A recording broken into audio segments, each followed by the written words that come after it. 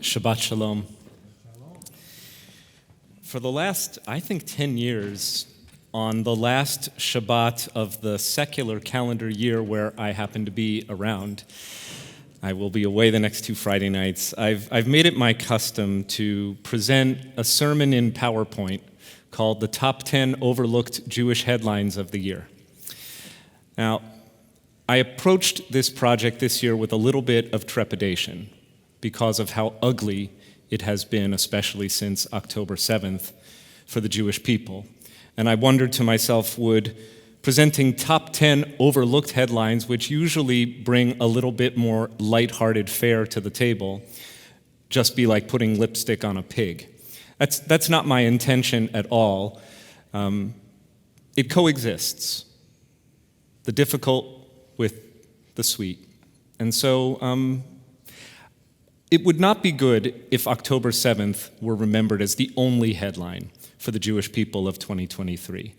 I think that we have to take October 7th into broader consideration of who we are as a community, who we have been, where we are going.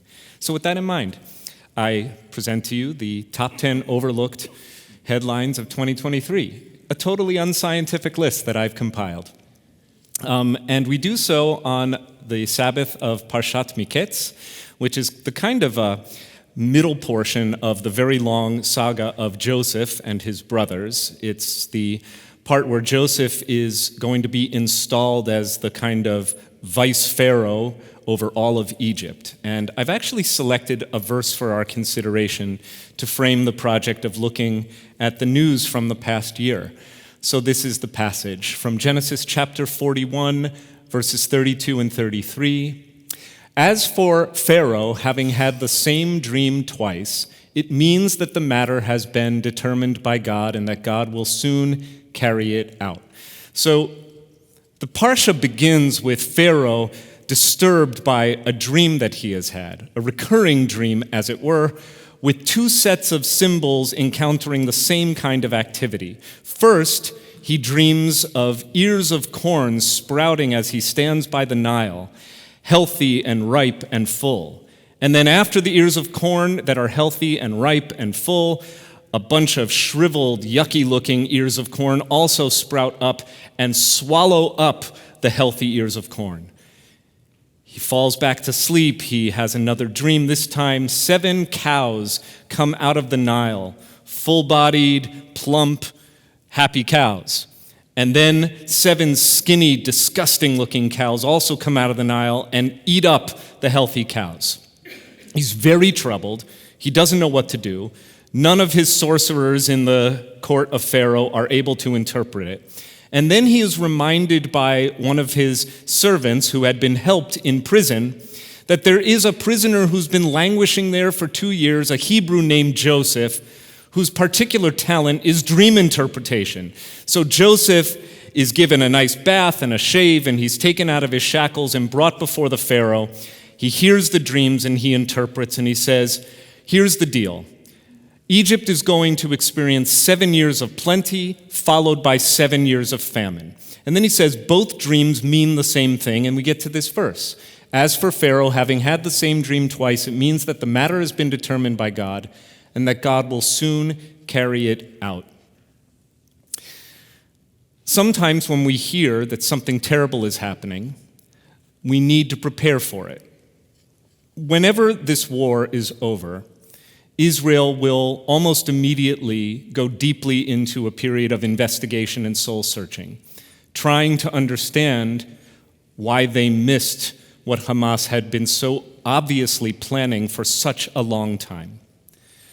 Pharaoh, fortunately, when he hears this intelligence, knows that he has to act. He has to plan. And so he does the next verse.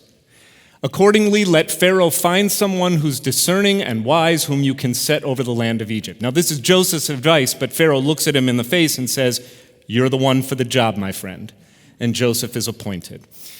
Difficult circumstances require bold leadership. So with that in mind, a little bit of a preamble to acknowledge where we are in Jewish time and a look back over the year. I went non-chronologically. I really just picked headlines that spoke to me and that I think make a kind of tapestry of meaning from where we've been over this last year, above and beyond October 7th. Way back in May, the Biden-Harris administration released the first ever U.S. national strategy to counter anti-Semitism, which now, of course, seems prescient. Does anyone recognize the figure? Who's that, Joel? That is Ambassador Deborah Lipstadt, a distinguished professor and author. She was at Emory and has been appointed the ambassador, the special envoy to monitor and combat anti-Semitism. I had the distinct honor, I think, Michelle, you were there at Washington, D.C. on November 14th. We heard Ambassador Lipstadt address a crowd nearly 300,000 people strong. I thought she was one of the most powerful speeches of the day. And boy, are we lucky that she's in that office now, when anti-Semitism has risen more than fourfold just since October 7th alone. Of hate crimes that have been identified in America in the last 10 weeks, 60% have targeted Jewish people. So we need a strong voice in the highest reaches of government to be our forceful advocate. Number 9, the Nobel Prizes having been awarded around the same time that the war was just breaking out. Many of us may have missed the headlines, but there are always Jews winning Nobel Prizes. You may have noticed this. A little bit out of proportion to our numbers in the world. In this case, Drew Weissman, a Jewish scientist who identified the technology that made possible the mRNA vaccines against COVID-19, has won the 2023 Nobel Prize in Medicine. Here he is, pictured with his partner, Katalin Karikó, who's a Hungarian-born researcher at the University of Pennsylvania. Something good came out of Penn this year, my friends. Okay. Next. I talked about this on the High Holy Days. Before October 7th, 2023 was already a year for the history books for the Jewish people. Massive pro-democracy protests roiled the country for 40 weeks. Literally from the time that the newly installed governmental coalition under the direction of Bibi Netanyahu and his Likud party, which actually became by far the most moderate bloc in his coalition, flanked on all sides by even more extreme nationalist and ultra-religious parties. When they proposed overhauling the Supreme Court and the judiciary, the people of Israel took to the streets. When all was said and done, millions of Israelis marched for democracy, and hundreds of thousands were marching week in and week out. I have many friends in Israel, and they told me that this was their Saturday night date night. They would go to the streets of Tel Aviv or Jerusalem or Haifa or many of the smaller cities in Israel, protesting for democracy peacefully but forcefully. So there's an image of just one small little sliver of Israeli people who were standing up in the streets demanding that the government come to its senses. I thought this picture was very cute. Maybe you missed it. Israel celebrated 75 years of statehood. We were fortunate on November 4th to have our friend and colleague, Rabbi Cantor Angela Buchdahl, speak to our congregation, and in her remarks, she acknowledged that Israel would not be the first or only country to experience a massive challenge in its 8th decade. And would it matter? Would we still find the strength to care? Of the many things that did come out of October 7th was, I believe, a fundamental reset of the relationship between Israeli Jewry and world Jewry. Of the 15.3 million Jewish people living in the world today, about 8 million and change live in Israel, fewer than 7 million live in the United States, 6.5, and about 1 million everywhere else. So the landscape of Jewish demography globally looks like what's called an ellipse. It's a perimeter drawn around 2 foci or 2 points, the American Jewish community and the Israeli Jewish community.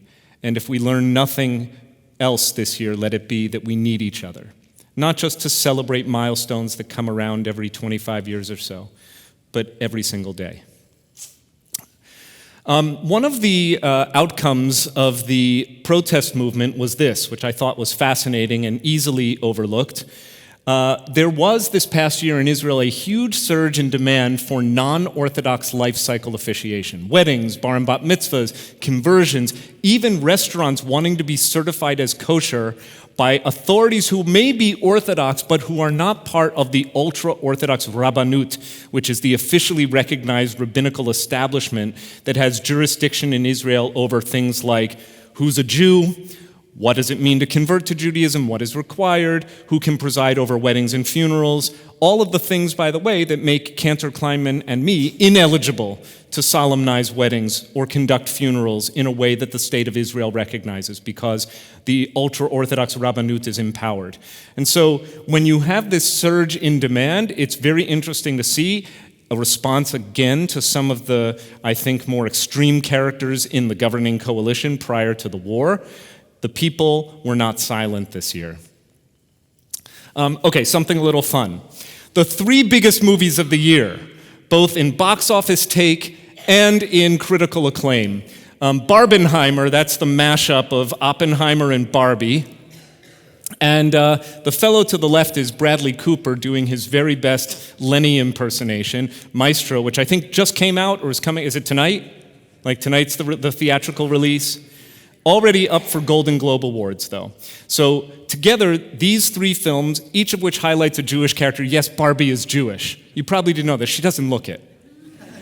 Her creator was Jewish, though, right? Oppenheimer, not very observant, totally Jewish, though. So we have a nuclear physicist, the most famous piece of plastic in the history of the world, and one of the greatest composers, conductors, and musicians who ever lived, all celebrating Jewish heritage in these special ways on the silver screen. Okay, next. Why leave it at the movies? Let's go to Broadway, where Parade wins the Tony for Best Revival of a Musical, and by the way, Best Director, Michael Arden. How many of you saw Parade on Broadway? Okay, bunch of folks in the congregation. Jason Robert Brown, Jewish lyricist, songwriter, composer, incredible Broadway figure. He performed by two Jewish actors who played the leads, Michaela Diamond to the left and Ben Platt to the right. He of Dear Evan Hansen fame and others.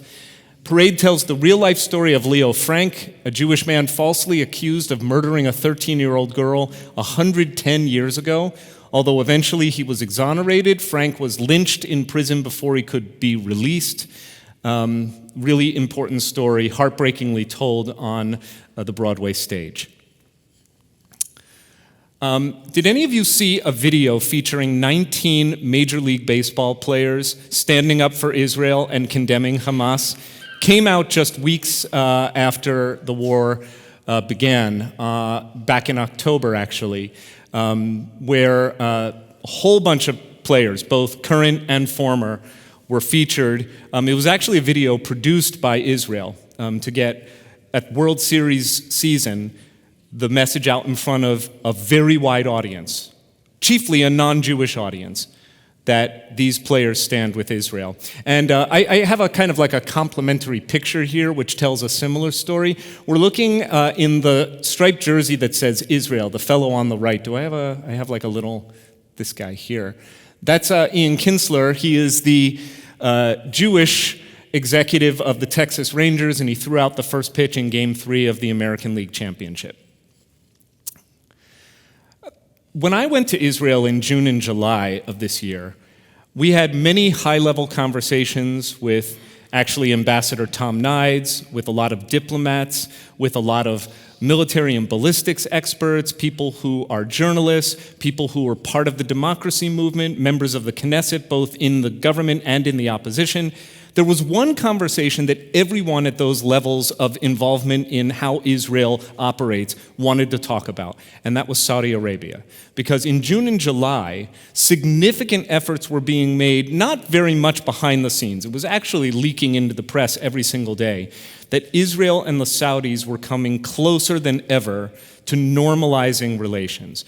It's no secret that among the many strategic aims of Hamas in their hideous attack of October 7th, one chief aim was to derail this process, which would have marginalized the Palestinians yet further and would have made it impossible to make the Israeli-Palestinian conflict the center of all things going on in the Middle East.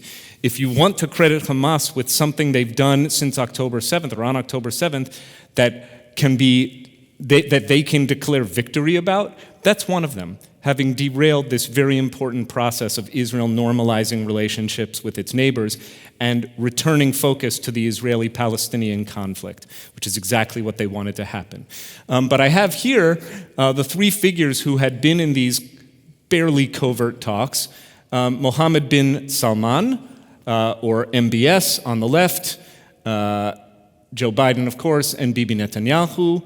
And actually, as late as September 23rd, think about that, that's exactly 2 weeks before the attacks, Netanyahu publicly announced that progress had been made in normalizing relations with the Saudis, but had not met the Saudis' demand that the Palestinians would also be given what they want as part of this process.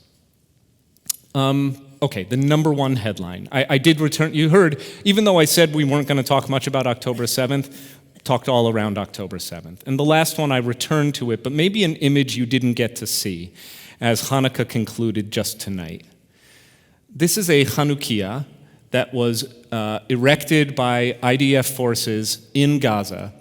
It is made out of fragments of rockets fired by Hamas into Israel.